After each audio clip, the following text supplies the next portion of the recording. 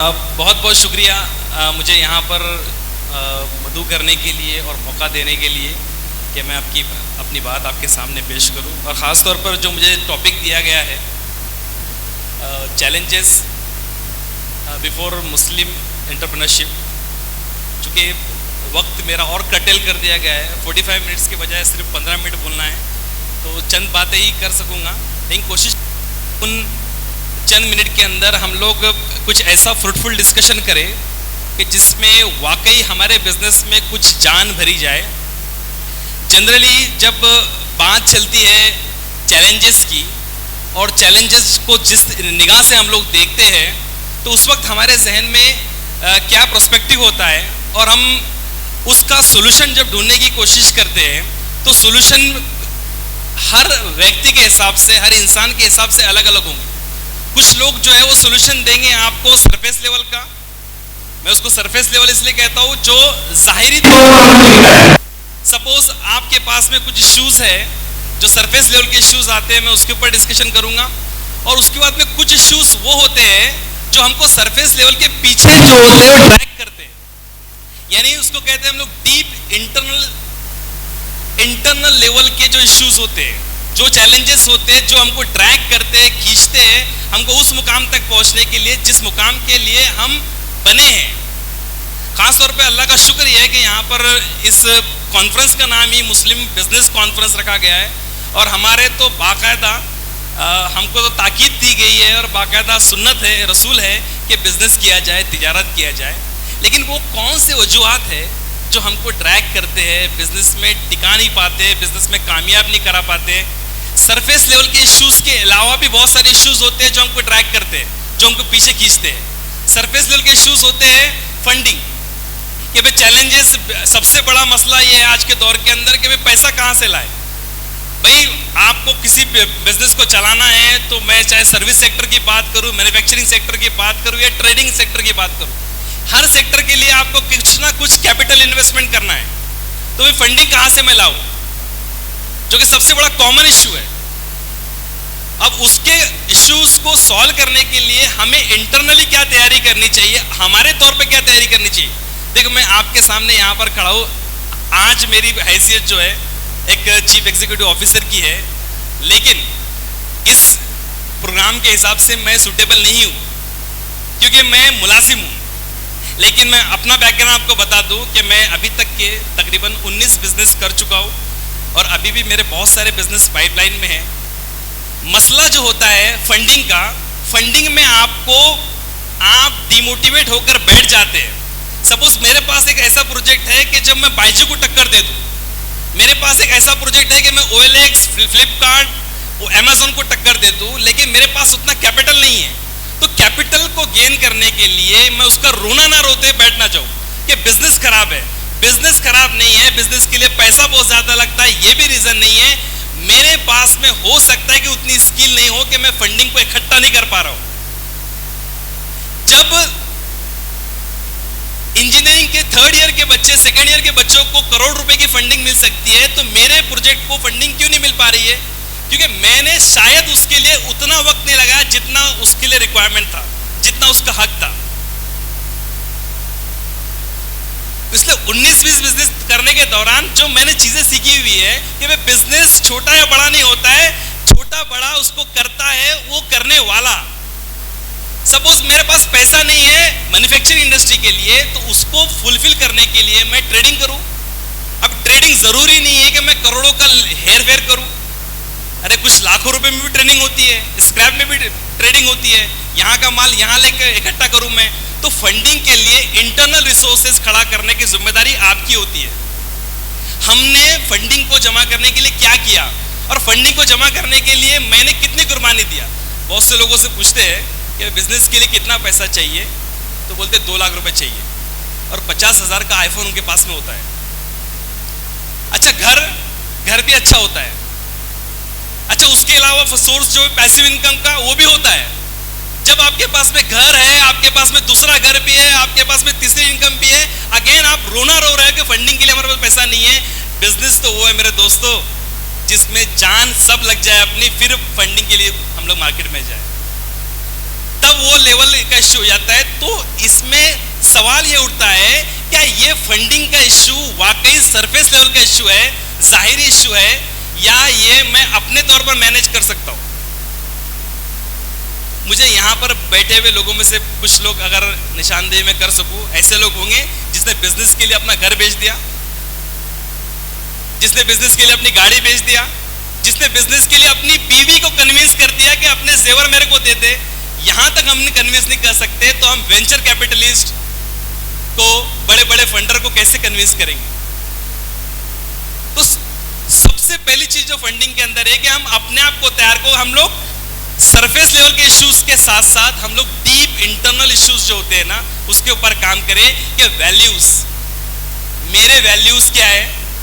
जैसे सुबह में किसी ने पूछा था, वो सुरेश माप सर ने, कि आप लोग बिजनेस क्यों करना चाहते हो? तो लोगों ने बाकायदा जो एक्सपेक्टेड आंसर्स होते हैं ना, मैं देश की इकोनॉमी को सुधारना चाहता हूँ, मैं कौम की तरक्की करना चाहता हूँ, मैं फला करना चाहता हूँ, लेकिन बेसिक जो एम है ना बिजनेस का, वो है पैसा कमाना। हम कहीं ना कहीं वैल्यूज में गड़बड़ी कर देते हैं। बेशक हम मुसलमान हैं, अल्लाह ने इस दुनिया में हमको इसलिए भेजा है कि हम उसको राजी करके जाए यहाँ पर, तो वैल्यूज के अंदर हमारी प्रायोरिटाइजेशन हो सकता है। वैल्यूज के अंदर सबसे पहली चीज मुसलमान के हैसियत से मेरी होनी चाहिए, बेशक कि अल्लाह को मुझको राजी करना है, मेरे माँ बाप की खिदमत करना है, और रिलीजियस वैल्यूज और रिलीजियस ऑब्लिगेशन जो होते हैं मेरी फर्स्ट प्रायोरिटी होनी चाहिए, वो है। उसके अलावा जो वैल्यूज है मेरी, वैल्यूज का मतलब होता है the things which are important for me, मेरे नजदीक वो चीजें जो बहुत ज्यादा अहमियत रखती है, तो मैं लेकर आता हूं उसमें एजुकेशन। एजुकेशन के बाद में आता है फिर आपका फैमिली, या फैमिली पहले, एजुकेशन बाद में, उसके बाद में चीजें आती है हैप्पीनेस, फिर उसके बाद में चीजें आती है आपका पीस, फन, इंटरटेनमेंट। ये सारी चीजों की वैल्यूज हमारी जिंदगी में होती है। इनको अगर मैं ऊपर नीचे कर दूं ना तो निजाम बिगड़ जाए। अब हम क्या करते हैं जनरली, हम लोग कि कोई भी वैल्यूज को किधर भी फिट करने की कोशिश करते हैं। बीइंग अ बिजनेसमैन हमारा मोटिव क्लियर होना चाहिए, और हम एक प्राइमरी चीज को साथ में लेके चल रहे हैं। मेरी दाढ़ी है, मेरा नाम एहसान है, मेरा नाम सैयद है, दैट्स इट। मैंने जो बेसिक ईमान वाली चीजें है ना उसको कैरी कर लिया, एंड अब मैं आगे जो है उसके ऊपर मैं फोकस नहीं करूंगा, क्योंकि मैं बाय डिफॉल्ट उसको समझ लूंगा कि ये सब चीजें इस्लाम का हिस्सा है। मेरा कोई भी बिजनेस जो है वो इस्लामिक वैल्यूज को ठेस नहीं पहुंचाएगा। मैं किसी को धोखाधड़ी नहीं दूंगा, किसी को मैं गुलाम नहीं बनाने की कोशिश करूंगा। मेरे ट्रांजैक्शन क्लियर होंगे, किसी को धोखाधड़ी मत दूंगा। ये क्लियर हो गया, एकदम क्लियर है। अब तो बोलो मेरे भाई क्यों बिजनेस करना चाहते हो? Yes, I want to earn money, मेरे को करोड़ कमाना है। मेरे से किसी ने पूछा एक बार, यार तुम बिजनेस करते हो हमेशा, क्या मकसद क्या है तुम्हारा? यार मेरे को 10 करोड़ रुपए कमाने के, महीने के कमाने हैं यार मेरे को पैसे। एक फिगर बोलो ना, अल्लाह के सामने एक विजन रखकर रखने की कोशिश तो करो। 10 करोड़ कमाने के, 20 करोड़ कमाने के, 100 करोड़ कमाने के, हलाल तरीके से कमाने के, बॉय डिफॉल्ट है। यस, अल्लाह ताला मुझे देगा, लेकिन हम उसमें भी मुलविस करने की कोशिश करेंगे। भाई हम इसके लिए कर रहे हैं, उसके लिए कर रहे हैं। भाई आपके ऑब्जेक्टिव एकदम क्रिस्टल क्लियर होने चाहिए। आपका बिजनेस वायबल होना चाहिए, आपका बिजनेस प्रोडक्ट ऐसा होना चाहिए कि लोग उसके अंदर कन्वर्ट करें। वाकई लोग 100 रुपए लगाए तो उसमें से 1000 रुपए निकल कर आए। इसके लिए वो वैल्यू कैरी करते हैं आप लोग। उसके लिए यकीन आता है। दूसरा पार्ट वो होता है वैल्यू के बाद बिलीफ, यकीन। यकीन 3 चीजों का यकीन। अल्लाह पर यकीन कि करने धरने वाली जात अल्लाह की है, बेशक अल्लाह ही सब कुछ करता है। नफा देने वाला, नुकसान देने वाला जात अल्लाह की है। अल्लाह ने मुझे इस काबिल बनाया कि मैं बिजनेस करूं या ये चीज करूं। बेशक अल्लाह ताला ने मुझे अशरफुल मखलूकात बनाया, और इस दुनिया में सबसे काबिल मखलूक जो है अल्लाह ताला ने इंसान बनाया, और वो मैं हूं। अब मुझे इस सीरत को कैरी करना है। अब मुझे क्या करना है? बिलीफ का दूसरा हिस्सा, अपने आप पर यकीन, कि यकीन कर लेना कि वाकई मैं काबिल हूं। मसला क्या होता है पता है? कि हम लोग ये मानते ही नहीं है कि हम बिजनेसमैन हैं बड़े। आप लोगों ने कपिल शर्मा को देखा होगा। कपिल शर्मा के दुनिया भर में फैन है, मैं भी उसका फैन हूं। कॉमेडी करता है, सब कुछ करता है, लेकिन एक चीज सीखने लायक उसके अंदर है। वो चीज क्या है कि बोलेंगे? उसका टैलेंट एक अलग जगह है, लेकिन जिस हिसाब से उस इंसान ने अपने आप को प्रेजेंट किया हुआ है, और प्रेजेंट करने के बाद में जॉनी लीवर वगैरह वगैरह, जॉनी वॉकर, इनकी जिंदगियां बीत गई। इन्होंने कभी भी एक फिल्म के लिए 1 करोड़ रुपए नहीं मांगे होंगे, वो एक एपिसोड के 1 करोड़ रुपए लेता है। And that is the placement, अपने आप को उस तरीके से प्रेजेंट करना और उस तरीके से काबिल बनाना, और ये सोचे बगैर कि मैं किस छोटे शहर से बिलोंग करता हूँ और किस लुक्कड़ से, किस विलेज से बिलोंग करता हूँ, किस खेड़े से बिलोंग करता हूँ, ये सोचे समझे बगैर अपनी काबिलियत को लोगों के सामने पेश करके उसको खड़ा करना, अपने आप को साबित करना, दैट्स पावर मैन। कभी कभी हमारे जहन में ख्याल आता है, यार ये बायजूस वाला 1,06,000 करोड़ की कंपनी कैसी खड़ी करती है, ये ओयो रूम्स का बच्चा जो है 30-35 हजार की करोड़ की कंपनी कैसे खड़ा कर दिया। यार कुछ ना कुछ चीज सब में जान नहीं है, सब में आपको लोगों, सब ने धोखा नहीं दिया हुआ है, सब लोग बिजनेस कर रहे हैं, लेकिन हम ये चीज को क्यों नहीं देख पाते हैं कि भाई सक्सेस लीव्स क्लूज बिहाइंड, कामयाबी पीछे राज छोड़कर जाती है। कितने राज हमने लिए, कितने राज हमने लिए, और हमारे बिजनेस पे कितना भरोसा, कितना यकीन हमको है कि ये बिजनेस को मैं फला तक पहुंचा सकता हूँ, मैं इसमें कामयाबी हासिल कर सकता हूँ।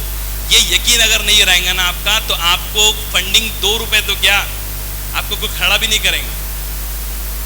तीसरा यकीन का पार्ट होता है अपने आप पर यकीन के बाद अपने काम पर यकीन, कि जिस काम को मैंने लिया है ना, उस काम में अल्लाह ताला मुझे कामयाबी अता करेगा, इसके लिए मुझे काम करना है। अब इसमें आपका सरफेस लेवल के ऊपर एक दूसरा फैक्टर आता है चैलेंजेस में, वो होता है कंपटीशन।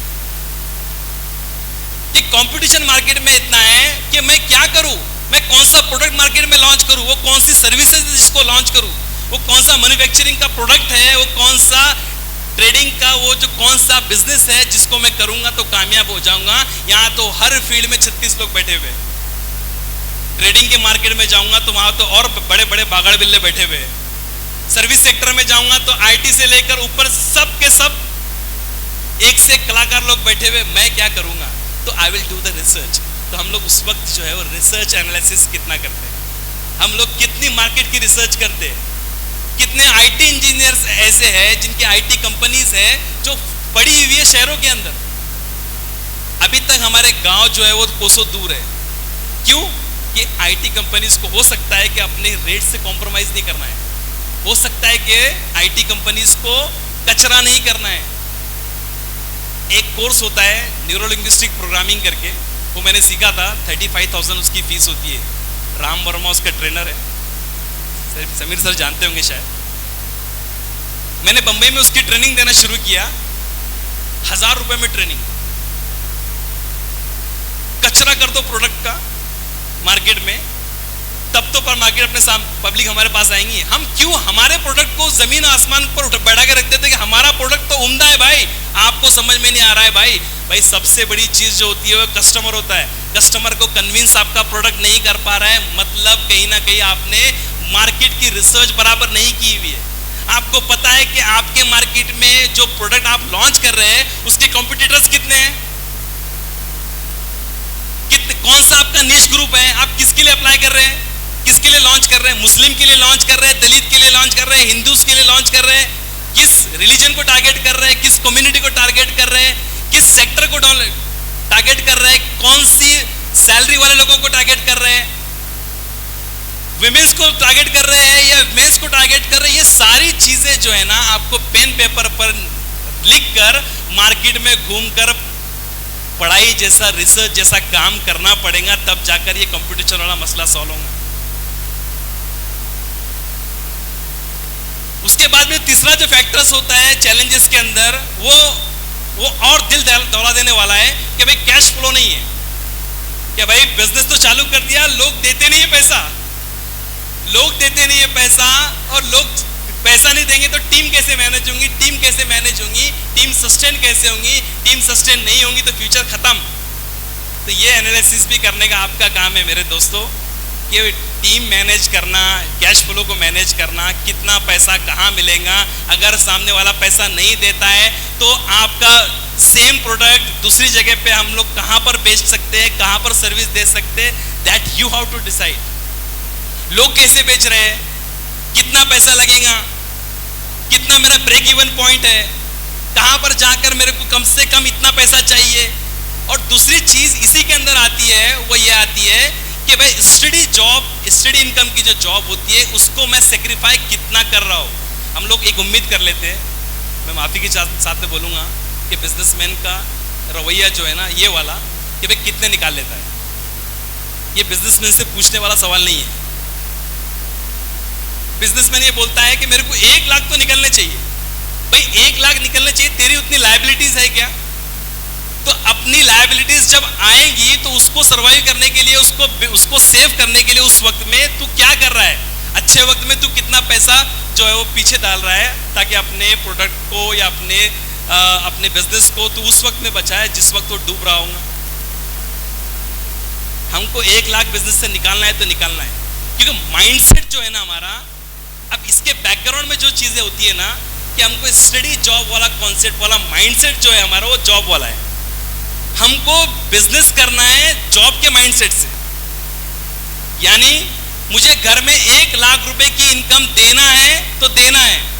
भाई ये कहाँ का इंसाफ है? बिजनेस तुम्हारा है, वो आपका बच्चा है। आपने कभी देखा है कि एक 5 साल के बच्चे को लोगों ने 20 स्कूल में भेज दिए या इंजीनियरिंग कराने भेज दिए? इतना जुल्म किसी ने किया अपने बच्चों पर? क्यों नहीं करते हम लोग? तो फिर कैसे हम लोग एक छोटे बिजनेस से ये उम्मीद कर लेंगे कि वो 1 साल के अंदर हमको ब्रेक इवन पॉइंट को अचीव करवा दे और छोड़ दे? माइंडसेट ऐसा होना चाहिए कि हो सकता है कि कल को मेरे को भूखे मरने की नौबत आ जाए, लेकिन मैं बिजनेस छोड़ने वाला नहीं। हो सकता है कि मेरे को मेरे खुद के खर्चे पूरे करने के लिए, हो सकता है कि मैं ब्रांडेड शर्ट 2 साल तक ना पहन पाऊं, हो सकता है कि मैं जूते ब्रांडेड ना पहन पाऊं, हो सकता है कि मेरे घर में जो आराइश की चीजें हैं ना वो 2 साल तक के शायद ना मिल पाए। इतने लेवल की कुर्बानी अगर आपको दे सकते हैं ना तो आप सरवाइव करेंगे मार्केट में। क्योंकि 4 तरीके के माइंडसेट, सुबह में किसी ने कहा, रॉबर्ट कियोसाकी की एक बुक है जिसमें वो कहता है कि 4 तरीके के माइंडसेट होते हैं, employ mindset, self employed mindset, investor mindset और बिजनेस माइंडसेट। हमको जायजा लेना पड़ेगा अपने आप का कि हम बिजनेस तो कर रहे हैं लेकिन किस माइंडसेट से कर रहे हैं। अरे मैं बिजनेस कर रहा हूं कि मुझे स्टडी इनकम आए, that is the mindset of a employ. ये एम्प्लॉय का माइंडसेट है, बिजनेस का माइंडसेट नहीं है। उससे अपने आप को निकाल के मुझे कन्वर्ट करना पड़ेगा अपने आप को, किस फील्ड में मुझे जाना है। सेल्फ एम्प्लॉयड में मैं आ गया, डॉक्टरी में मैं आ गया। अब डॉक्टर के कंपाउंडर की सैलरी देखिए आप कितनी होती है। किसी कंपाउंडर की सैलरी आपने 10,000 सुनी है? 200 पेशेंट रोज के देखता है डॉक्टर, लेकिन कंपाउंडर की जो बच्ची बैठती है ना उसकी सैलरी 1500 रुपए देता है। माफ करना कोई डॉक्टर यहां पर होंगे तो। क्यों? क्योंकि उसको लगता है कि the business is there because of me, I am the owner. Self employed mindset होता है कि मेरी वजह से बिजनेस चलता है, मेरी वजह से बिजनेस चलता है। अगर यही मेंटेलिटी आप अगर अपने बिजनेस में रखते हैं ना तो आप सेल्फ एम्प्लॉयड वाले, आप बिजनेस नहीं कर रहे हैं, आपकी वजह से चलता है। अल्लाह ताला सबका रिस्क लिखते भेजता है, टीम की वजह से चलता है बिजनेस। सारे टीम है, सबका टीम को मेंटेन नहीं करेंगे ना तो कंपाउंडर की जो वैकेंसी डॉक्टर के पास में रहती है ना वो साल भर रहती है। कंपाउंडर चाहिए, कंपाउंडर चाहिए। क्यों? डॉक्टर को लगता है कि 1500 में कोई भी आ जाएगा। डॉक्टर का चेहरा देख के पेशेंट आता है, कंपाउंडर का चेहरा देख के पेशेंट नहीं आता है। That is a self employed mindset. और उसके बाद में माइंडसेट होता है कि भाई my money works for me, investor mindset. क्या मैं ऐसे माइंडसेट के साथ में जी रहा हूं कि मैं चाहता हूं कि मेरा पैसा करे? हाँ, अगर है तो आप शेयर मार्केट में इधर उधर पैसा लगा के अपना काम कर सकते हैं। लेकिन अगर आपको बिजनेस माइंडसेट में काम करना है ना, बिजनेस माइंडसेट के साथ में काम करना है तो आपको टीम लेके काम करना पड़ेगा। टीम के अंदर लीडरशिप की स्पिरिट और मेंटरशिप भरनी पड़ेगी। उसके बाद में कुछ पहलू आते हैं, मैं सिर्फ 3 मिनट चाहूँगा कि मैं समझ चुका आप क्या चाहते हैं मेरे से। समीर भाई को मैं बहुत दिनों से जानता हूँ, 2017 में हमारी मुलाकात हुई थी एक बार। दूसरी और कुछ चीज़ें जो है जो हमको हमारे बिजनेस को एम्पावर नहीं करा पाती और हमको चैलेंजेस खड़ा कर देती है, जिसकी वजह से चैलेंजेस क्रिएट हो जाते हैं, वो है लैक ऑफ नेटवर्किंग। जैसे कि अभी समीर भाई ने रिसेंटली कहा एक बात कि भाई कितने लोगों ने 25 लोगों को सिम ये दिया, विजिटिंग कार्ड। अच्छा, कितने लोगों ने, मैं पूछता हूँ कितने लोगों ने 25 business card, visiting card carry किया यहाँ पर? You don't understand, you don't know the importance of networking. ये नेटवर्किंग कितनी बड़ी चीज है। सुबह में बात हो रही थी रिकमेंडेशन की। आपको पता है रिकमेंडेशन के लिए आज के ज़माने में एक वर्ड है, इसको ज़बरदस्त मार्केटिंग हो रही है उसके ज़रिए, एफिलिएट मार्केटिंग। और एफिलिएट मार्केटिंग को हम लोगों ने नेटवर्क मार्केटिंग से जोड़ दिया था। नेटवर्क मार्केटिंग का कॉन्सेप्ट था कि भाई मेरा प्रोडक्ट है, दूसरे वाला बेचेगा, वो भी इन्वेस्ट करेगा, फिर वो किसी को बेचेगा, फिर वो किसी को बेचेगा, सबका इन्वेस्टमेंट लग रहा है। लेकिन वो नेटवर्क मार्केटिंग को उन्होंने उसमें से वो इन्वेस्टमेंट का पार्ट निकाल दिया। No need to invest, no need to invest, just promote our product. मेरा प्रोडक्ट है, आपको देने की जरूरत नहीं है। Why don't we start in our group? क्यों हम लोग सेल्फ एम्प्लॉयड माइंडसेट के साथ में जी रहे हैं कि भाई मेरा बिजनेस है, मैं ही कमाऊंगा, मैं क्यों नफा दूं? अरे भाई दो ना। इफ समीर भाई work for me, give him a certain commission, he is giving you client. लेकिन नहीं भाई समीर भाई आपको, हाँ समीर भाई आपको 1 लाख इन्वेस्ट करना पड़ेगा, 2% दूंगा। He is not doing business, he is a marketer. और मार्केट में गजब के एफिलिएट मार्केटर पड़े हुए हैं। एफिलिएट मार्केटर आपको नहीं समझता है तो लोकल लेवल पर एफिलिएट मार्केटर बनाओ। No need of digital platform. हमारा प्रोडक्ट है, मुझे पता है कि बंबई में मैं प्रोडक्ट बना रहा हूँ, 25 जिलों के अंदर 25 लोग को मुंतखब कर दूं, मेरा प्रोडक्ट मार्केटिंग करो, इन्वेस्टमेंट करने की जरूरत नहीं है। लोग करेंगे नहीं, क्यों नहीं करेंगे लोग? एफिलिएट मार्केटिंग से 24-24 लाख कमा रहे बच्चे यार, 24-24 लाख रुपए 24-24 साल का बच्चा कमा रहा है 1 महीने के।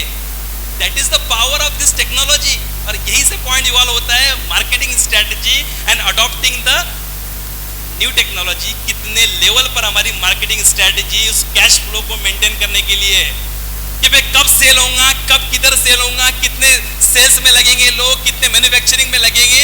मैं बिजनेसमैन हूँ, सेल्फ एम्प्लॉयड माइंडसेट के साथ बिजनेस कर रहा हूँ। मैं ही सेल्समैन, मैं ही मैनेजर, मैं ही मैन्युफैक्चरर, सब कुछ मैं ही। सारी क्वालिटीज मेरे अंदर ही है। जैसे वो लुक्कड़ पे बैठा हुआ एक लोकल डॉक्टर कर रहा है, सब कुछ मैं ही कर रहा हूँ। बिजनेस ऐसे नहीं चल सकता है। बिजनेस के लिए आपको फाइनेंशियल लिटरेसी, बिजनेस के लिए आपको समझ, बिजनेस के लिए आपको पढ़ना, देखना, असेस करना, सक्सेस स्टोरीज, सारी चीजें करनी पड़ेंगी मेरे भाई बुजुर्गों दोस्तों, तब जाकर बिजनेस कामयाब हो जाएगा। ऐसे हलवे में कोई लोग करोड़पति नहीं बन रहे हैं। जज़ाकल्लाह खैर। अस्सलाम वालेकुम।